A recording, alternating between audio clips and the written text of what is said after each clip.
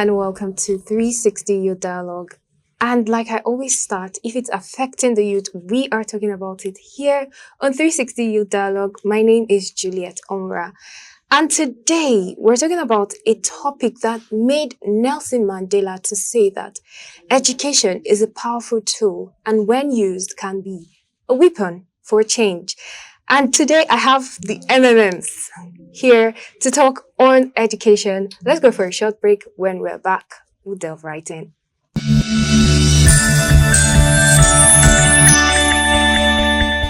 Welcome back. And of course, you're still watching 360 Youth Dialogue on Third Eye Africa TV.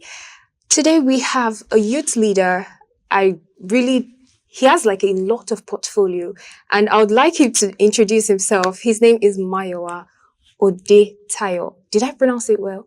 Yeah, you did. All right. You're welcome, Mayowa. Thank you so much. Thank you. And he brought with him his team. I would like to call the team, the MMMs.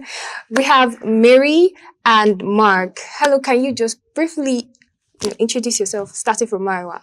All right. My name is Odetayo David Mayowa, and I happen to be a youth development worker and a social entrepreneur. And I also have a non-profit I run called Ivy Lead Volunteer Leadership. What we do there is we emphasize on the leadership work, where we work with class captains and school prefects to mentor them on leadership and education for technology. Interesting. Yes. So you're really into the leadership, education, bringing people in the way they should go. Yeah. Interesting. What about you, Paul? Mary Paul. What about you? Okay, I'm a registered nurse. Interesting. Currently serving at Nawa Hospital. Kopawi. And to you, Mark? My name is Boyfuk Mark, and I'm a technology enthusiast. I like what you used, entities. So tell me more about it.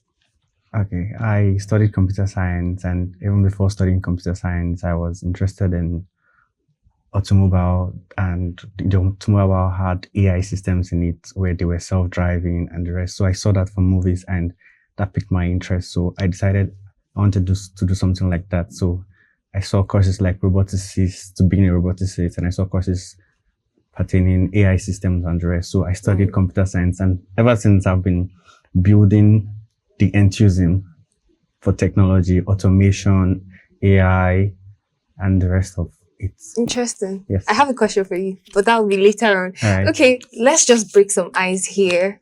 I have icebreaker questions. We'll start like this. So, I just have two questions. So, I'm sure the answers are going to be different looking at your faces. Okay, to you, let me throw to you, Mayowa. What's your best TV show?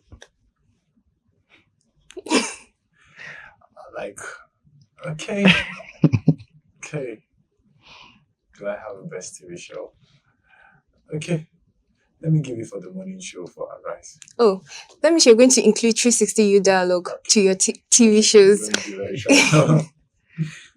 What about you? Oh, okay. Well, actually, TV person. We're a lot in this boat. Okay. So it's actually really hard to pick one now. Okay. But,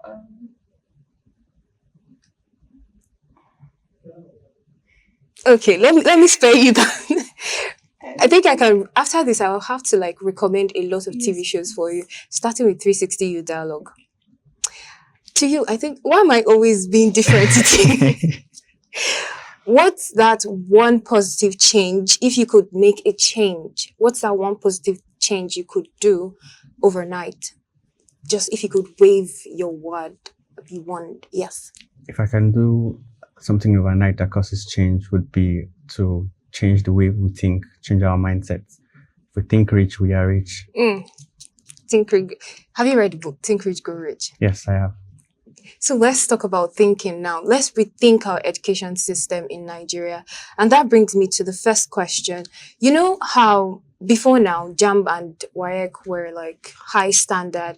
And currently we've seen Nigeria education system go down the drain from what it used to be, from a prestigious standard where cutoff marks are 300, 250. I was talking with someone yesterday and he said when he wrote JAM, he scored like 250 and he didn't make it to the university because it wasn't to the cut-off mark. And now he's seeing cut-off marks like 180, 100.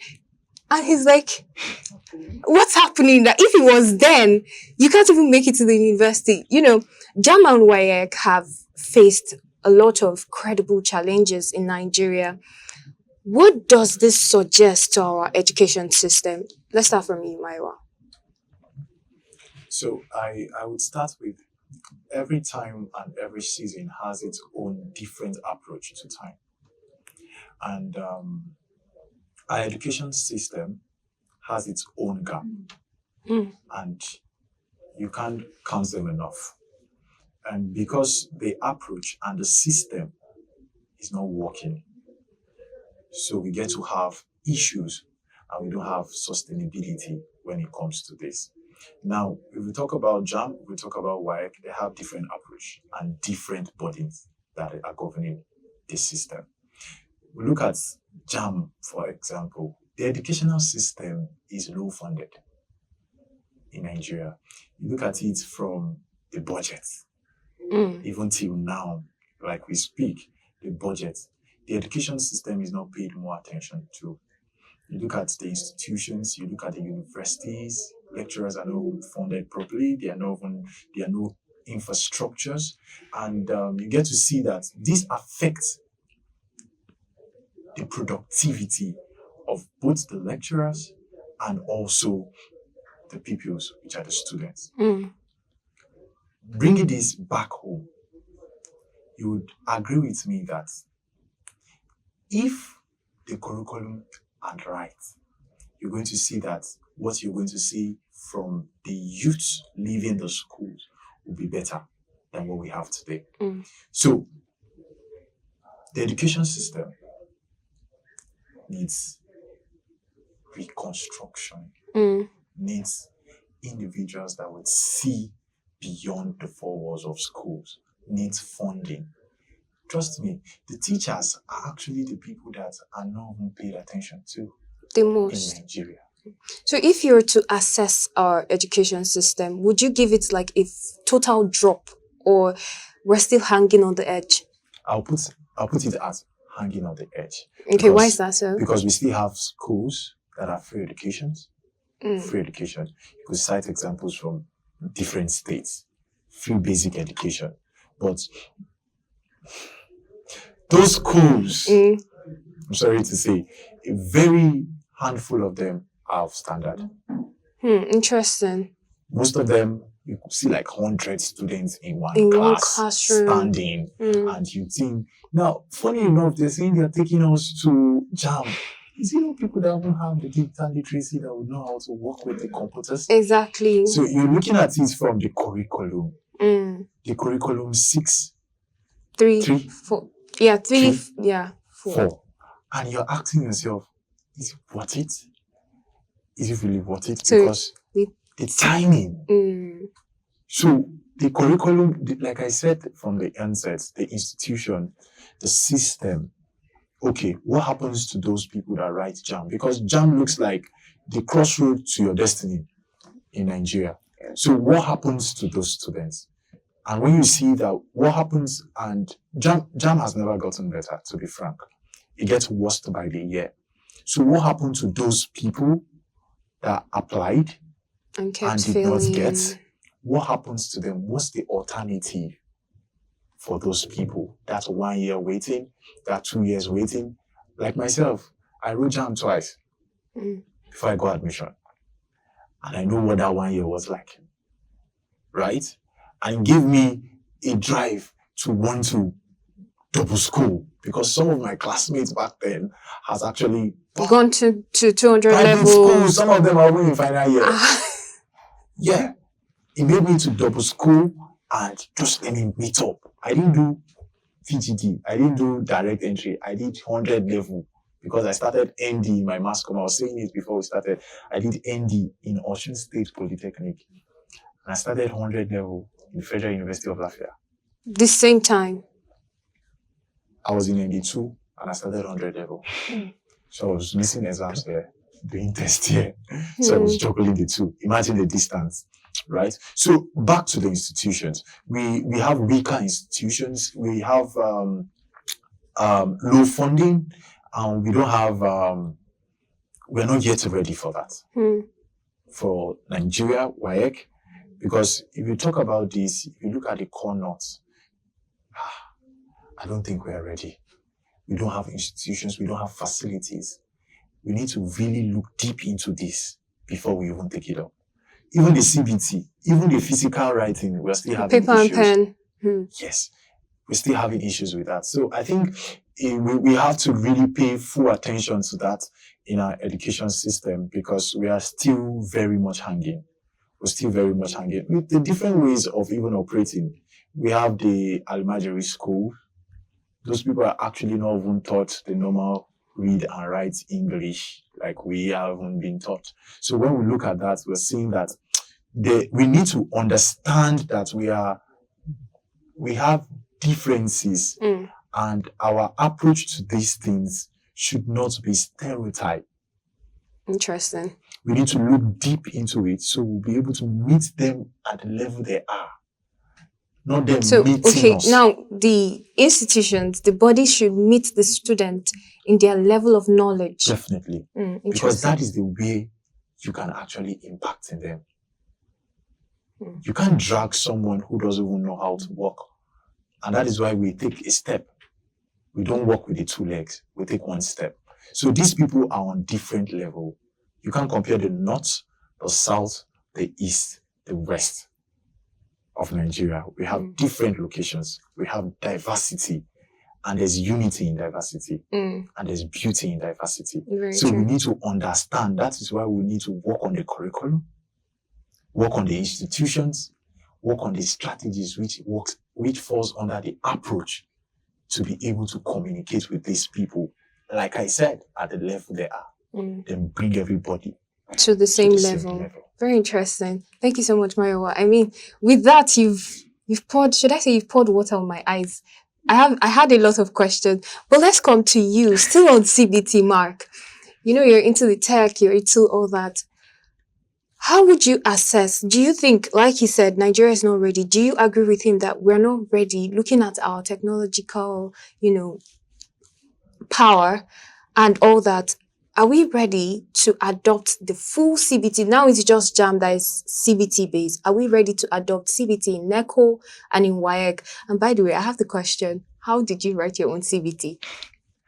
I wrote my JAMB as a CBT, not with paper and pen. By 2017, we're already having CBT. I think they started 2016, the CBT test for JAMB. So I wrote mine with the computers.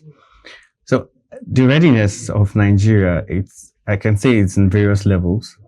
We have, I think when laws come out or policies come out like this, we have those that affect the federal schools, those that affect the public schools, and those that affect the private schools. So if you're checking the level of readiness, you'll see that maybe the federal schools and the private school can meet up to policies like this and to scenarios like this, but the public school is most affected. They don't know how to catch up. Those implementation do not go down to levels of public schools. They just stop at probably federal schools. Maybe they have more funding than the public schools. So they get more attention. So if you say we're having CBT WAEC and CBT NECO, definitely federal schools are going to uphold that, and they would have that, and that will be implemented very fine.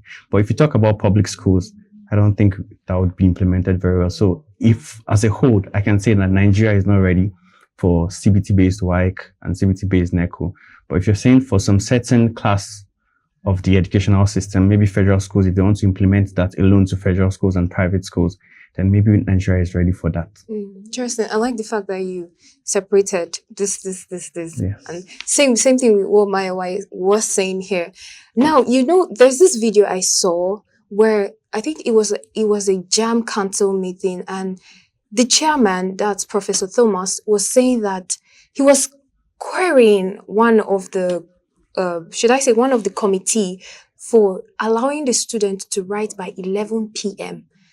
That brings us to, who are we to blame when it comes to faulting? You know, once they call for blame, fingers are everywhere, and then at the end of the day, they point the students, oh, this generation, you're not ready to read, they rather cheat, they rather do this, they're on social media, Gen Z that, Gen Z this. Mary, who would you blame for all this? Okay. Obviously, we blame the government and The the government. lawmakers Mm. because having to put the students in that condition means that something was wrong. I think probably those questions were not ready because there are times where we have exam questions coming in later than they should, probably due to inability or lack of materials, printing materials.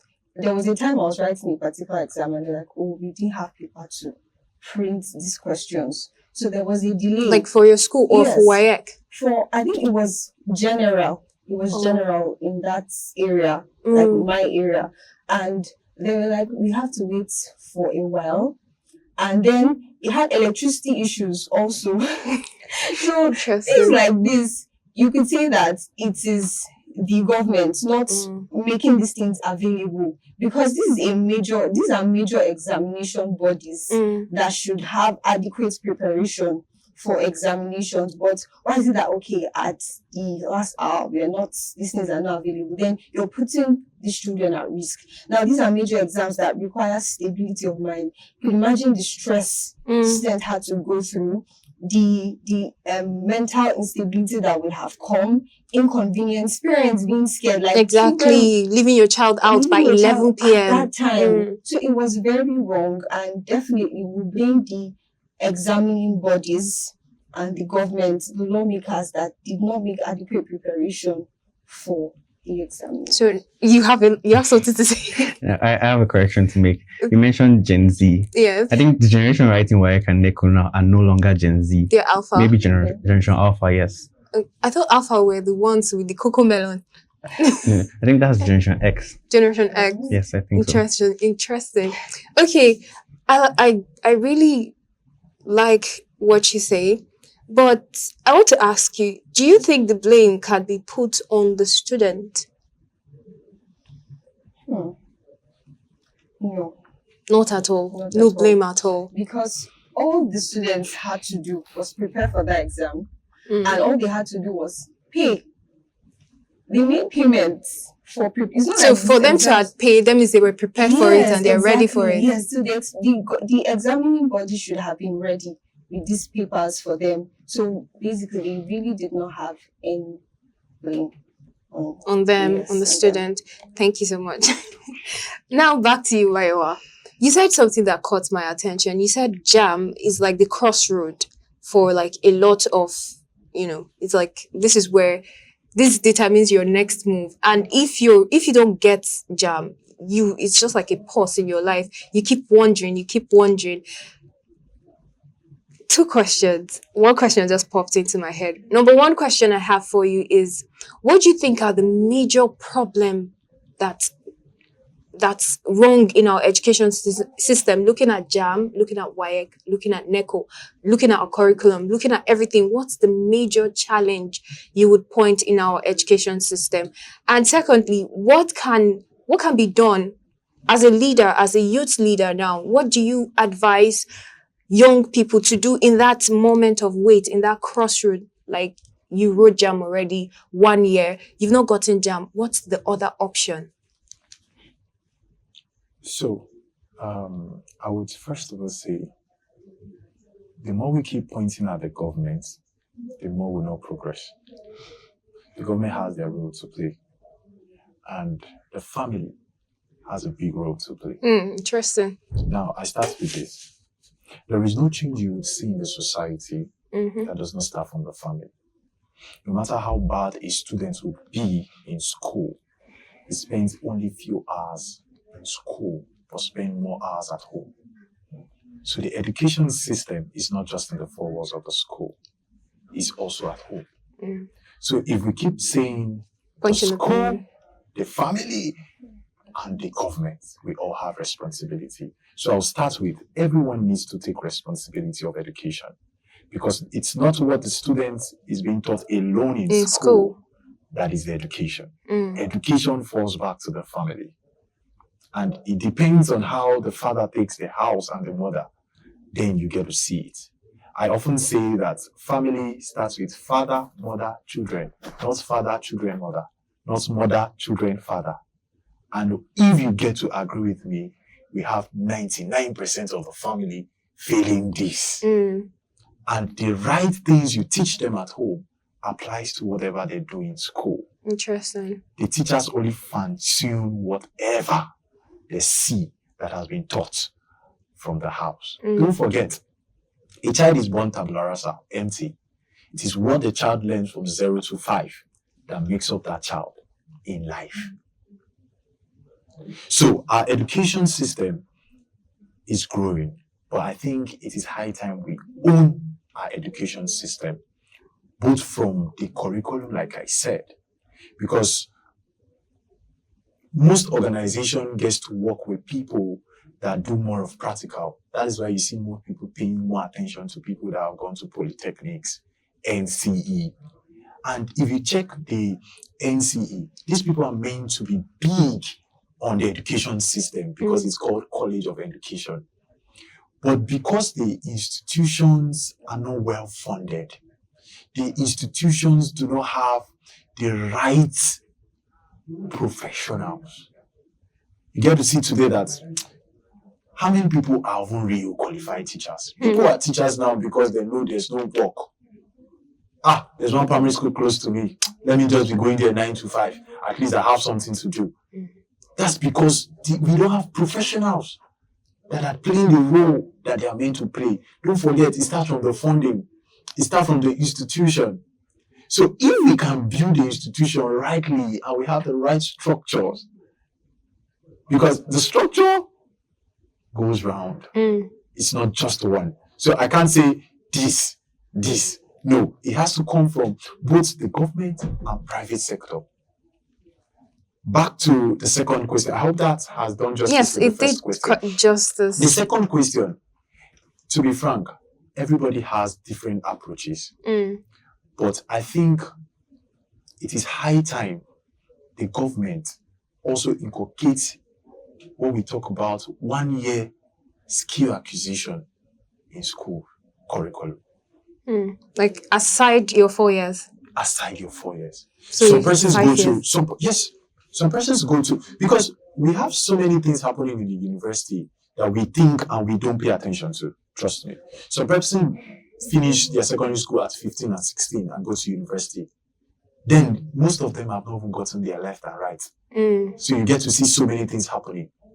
Right? We don't talk about drugs. We don't talk about influence. We don't talk about sex education and all we that. want to talk about this thing. These people, we were just having a discussion yesterday and I said, there's no street knowledge. Interesting. Yes. So, and that's why you get to see some persons doing the wrong things. Yes. Right? Don't forget, I earlier said, every community, every Nigerian comes from different places. And we have to adapt to things differently. Back to our education. That 1 year of staying, it could be your registry. It could be 6 months too. And that is why if you check the Western world, we are copying their educational system. You get to see that they do 1 hour volunteering work. This is like compulsory. Yes. For high school. High school. So they already have an idea of what it is. But in this place, we just go to school. You must. And the truth is, sorry, what did you study in school? Mass communication. Oh, beautiful.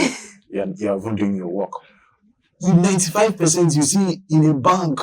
Someone who studied fishery, engineering. somebody studied accounting, you see so many different courses doing different. That's because our system and our location, our territory, our institution is different. So we need to actually bring our educational system to understand that we are unique, we are diversified. We need to understand ourselves differently so that these persons that are going to write JAMB and they don't pass can get a skill. would not be roaming around, because I tell you, 99% of the persons you see out there doing wrong things, it's because they are idle. And once you're idle, different things that Different are not ideas. right would come to your head. Like they say, an idle man is the devil's workshop. So we need to engage them and show them how they can be creative. There's so many things they can do, so many tech skills. And don't forget, whenever you are telling anybody anything, when you want to make them available, you tell them about in-demand skills. Tell them about things that they can be on their own, that they can learn. After teaching them, let them do practical. It is there they learn, they get experience. If you don't teach them how to do this, they won't be able to get the experience. So that 1 year, or immediately after their JAMB, they should learn the skills. Or after JS3, they should learn the skills. Or within their JS1 to JS3, there should be a time they go learn a skill. Like practical learning. Practical skill. I could remember we did it in our university days, entrepreneurship. Yes. Yes, entrepreneurship. It should be. I know we have home economics, and all that in primary school, but we need to take it deeper and more intentional about it, because we need to also be job creators, not looking for a job all the time. Because in Nigeria, we are more of looking for jobs. We're consuming white collar. If it's not white collar, so people don't see dignity in farming again. Very true. People don't see dignity in starting small. We just want to see that thing big. So it has to start from the curriculum, even from primary school. Teach them these things. Let them be handy on it. So when they are done, you see, most people out there that are doing exploits in the Western world didn't actually go to university. Yes, the most inventors we have, they didn't go to university. So we need to look at this thing called entrepreneurship. Let these people go learn a skill. Nobody wants to volunteer now when there's no money. Very true. And that is what we're saying. So you need to teach them the act of service. You said something about dropout, school dropout. I'd like to throw a question to you and to Mary. Let me throw this question to you. When you started your year one and the time you finished, did you notice the reduction in class number? Yes, definitely. So that means some people did drop out. Yes. My question is this. In Nigeria, we've seen like a lot of school dropouts, be it secondary school, primary school, tertiary. It doesn't matter. A lot of students drop out of school. Currently, it's estimated 18.3 million that's school dropout. What would you say about the number of school dropouts? Would you rather say dropout or quality of education? Well, I would say quality of education. Okay. Now, for the ones I knew in my set, for example, that had to drop out, I know a very close friend that had to drop out, not because she was not intelligent, but I think she just wasn't accustomed to the system. She felt like the curriculum wasn't matching her. She felt like there was supposed to be more. And because she wasn't doing so well in these courses, not because she wasn't intelligent, like I said again, the department had to remove her. And I saw that, she went to a different institution, still studying the same course, but with a better curriculum, a higher quality of education, and she's thriving. She's also a registered nurse right now.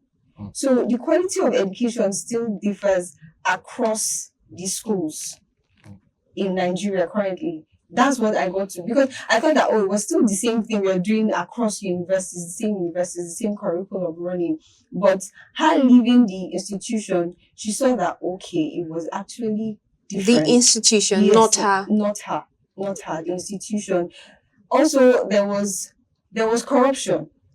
There was corruption within the institution. So when the lecturers see that you are not doing what they want you to do, you're not bending to this exact system. Okay, imagine them using curriculum of the same number of years over a long period of time. It's not changing. And you go and study, you do your own research for yourself, and you bring your own contribution, you bring what you've learned, and they're against it. They feel like you're challenging them. They don't like the challenge. And they feel you. Sadly. Sadly. They feel you. And when they feel you, you don't have any option than to sort. So it's not like you're not intelligent, but because you're not aligning to the old curriculum or the system, you have to drop out. You leave. The system drops you out. So now what is it that the system dropping them because of the low quality of education. Very interesting. That brings me to this. What you mentioned corruption.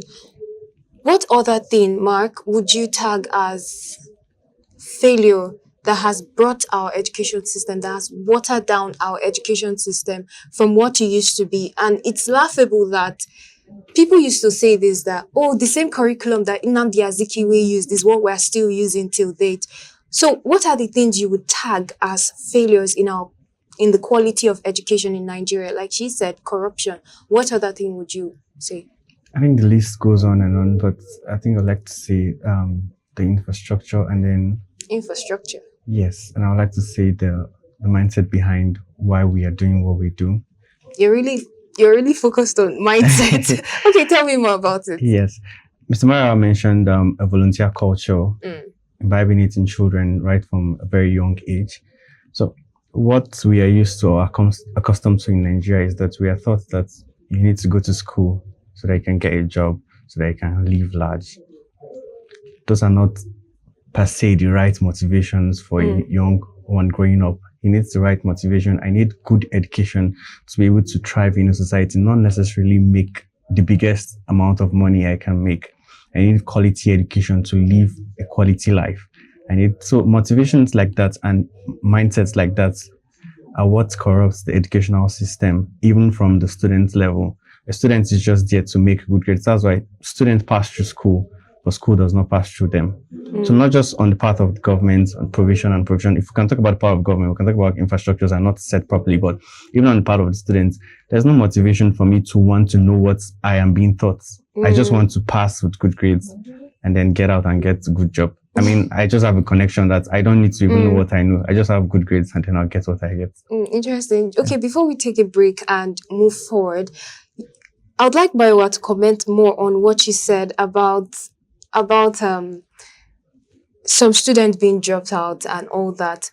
We've seen students in Nigeria doing very bad. And then when they travel abroad, they're getting like best graduating student. Why do you think so? Why is this different comparing Western education, people that gave us the education, and us delivering our own jobs? Yes. So the approach to the curriculums are different. Also, the standards and the way things are difficult in Nigeria is not as difficult over there. So when you go there, see that your lecturers could even come. The number of students in class itself, you go there, you see like just 12 students, 15. Here you see like 30, 100. There are some classes you go to 45 and you're like, okay. So when the lecturer is coming, he's seeing the number of people, he's already angry with family issue. Do you understand? So you get to see there are different things you point out. And number one, we don't have professionals actually. Most of our lecturers, they're good, but not all are really professionals in their field. You get to see professors in the US or in whatever country, the Western world, Germany and co. This is their field. It's not like a branch.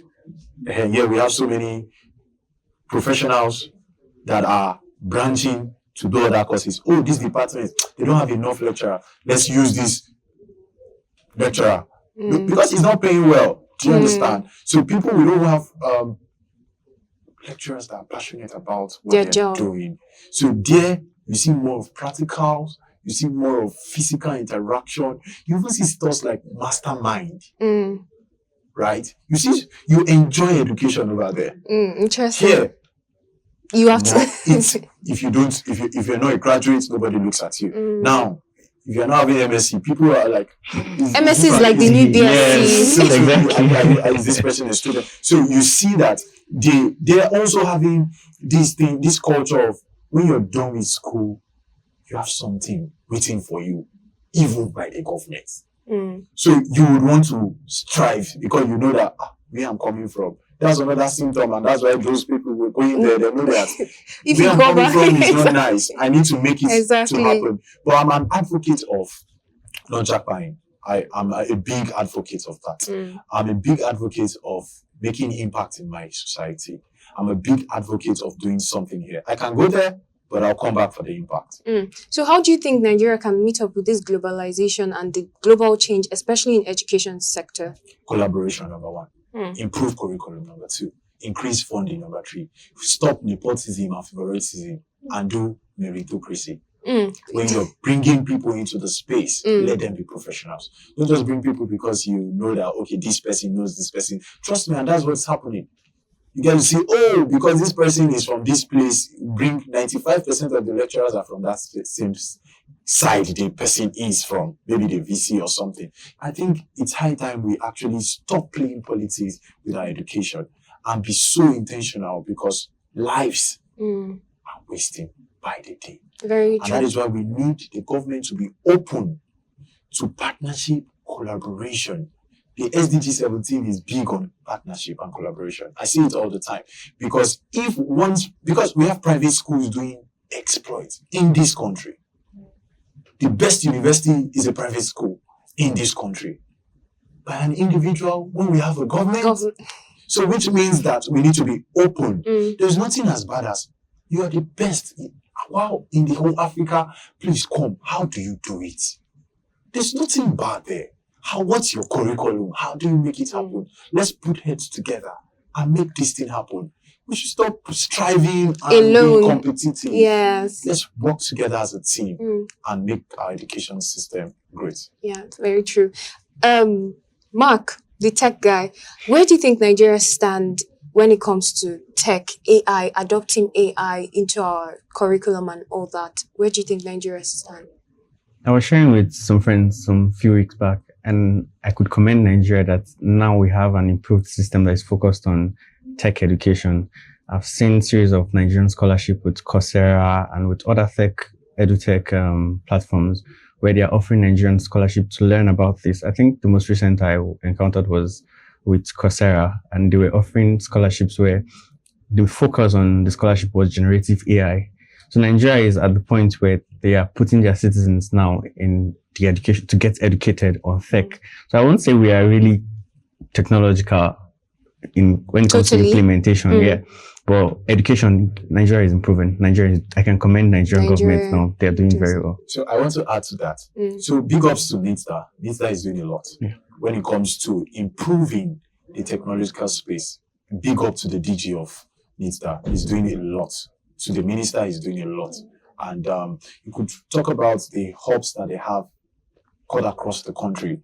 Now, it's now the community to utilize the provisions that are there. So you want to say that NITDA is doing theirs, they're opened up to partnering. Coursera, like you said, 3MCT, like you said, NITDA Deep, like you said, they're running a program currently called Digital Literacy for All, where they're sensitizing 300 million. They want to sensitize everybody. The general, DL for all. So it's for everybody. Everybody. It doesn't matter your age. Artisan, no artisan, formal sector, no formal sector. Everybody. And they have the target before 2030 to train at least 300. Wow, that's interesting. So they're doing a lot. I want us to come to Mary. If you should throw a life jacket to Nigerian or to the government, what advice would you give them on our education system? Okay. Like Mr. Mariwa has stated, partnership. Our curriculum needs so much improvement. We are way behind. There's so much we need to drop, and there's so much we need to adopt and integrate into the curriculum due to advancement in technology, society shift, and changes happening. So I would say they should do a lot on the curriculum, beginning from there. I would also say trainings. One of the greatest assets to the educational system are teachers. We cannot undermine teachers as much as students are important. It's the teachers that make the students. So training should be organized to make them more professional, to improve their skills. Because I believe teaching is a professional job. My mom is a teacher. And the last time I was home, I asked her when last did the school, because she works with the Ministry of Education, when last did the Ministry of Education organize a formal training for you guys? And I think the year I had was 2010 or 2008, and she even brought the manual and showed me, and since then nothing has been done. She has improved herself personally because she's very passionate about her job. So I believe trainings for teachers and educators is very, very vital. Thank you so much. I mean, everybody has added very, very vital information, very vital advice, very vital opinion and perspective. Thank you, Maiwa. Thank you, Mary. And thank you, Mark. Thank you very much. MMMs. Thank you so much for joining us here on 360 U Dialogue on Third Eye Africa TV, which is now your favorite TV show. Yes. And to our viewers, I would say thank you for watching till this end. And remember, don't stop watching Third Eye Africa TV. And you can follow us on our social media platform at Third Eye Africa TV on all social media platforms. Keep watching Third Eye Africa TV. My name is Juliet Omra. Bye for now.